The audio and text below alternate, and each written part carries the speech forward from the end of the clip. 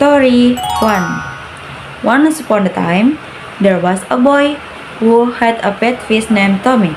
He kept the fish in a barrel until it got pretty big. The boy had to change a good deal of water for Tommy. His laziness is stinging. The water gave him the idea to teach Tommy to live without water. He took Tommy out of the barrel after only a few minutes. Tommy began to cry for water. "Stop crying," said the boy. "I will teach you how to live without water." But how could Tommy live without water? The boy was persistent. He kept taking Tommy out of the barrel. Day by day, Tommy lived on the land for longer periods of time. After a while, Tommy could wag its tail on the wet grass, and he was happy to show off to the boy. Eventually, Tommy could live on the grass all night. "I can live on the land just fine if I am in the shade," said Tommy. The boy was very pleased with Tommy's progress. He told Tommy to live without water for the rest of his life.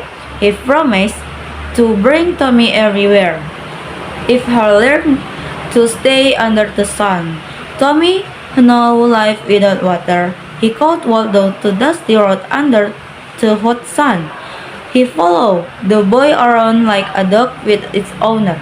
When the boy looking for worms to eat, Tommy took along and got some for himself. The townspeople were almost looking at a fish wagging on its tail. They wondered how the boy had taught Tommy.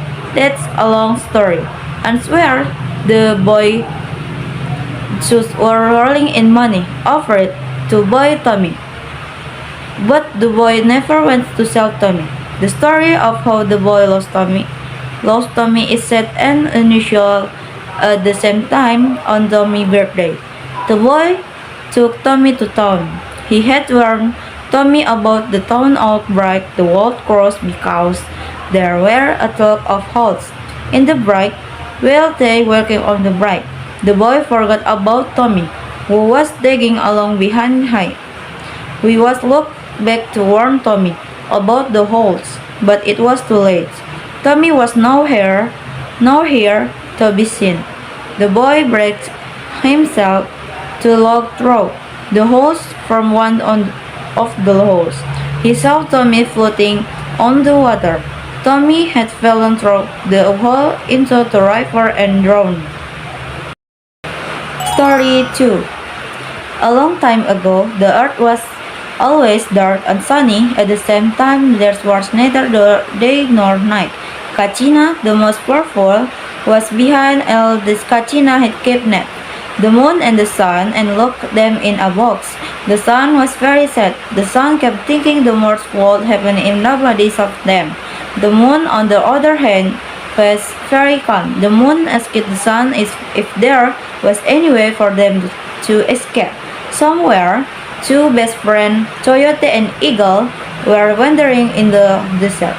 Since Coyote could not see at night, they always went hunting together. One day, Coyote wondered if he could defeat Kachina. "What if I can defeat Kachina?"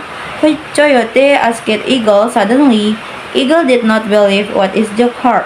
"Coyote, I know you are a good getter, but don't you know that Kachina is as strong as a stone?" Eagle said. So Coyote took Eagle on a journey to take the sun and the moon for Kachina. Coyote wanted to ask them to light up the world. Eagle was afraid because not only Kachina, but the sun and the moon were very strong and not easy to trick. Coyote suggested going at midnight when Kachina was sleeping. It would be easier for them to sneak into the village.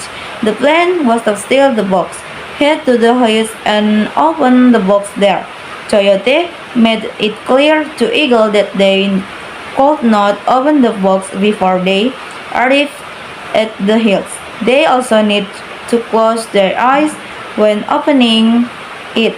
However, Coyote was too curious to see the sun and the moon up close. He opened the box with his eyes open. Eagle was very shocked. He was angry with Coyote. However, It was too late because the sunlight had blind Coyote eyes. The sun and the moon looked at Coyote and Eagle. They flew far away up the sky where than the earth today.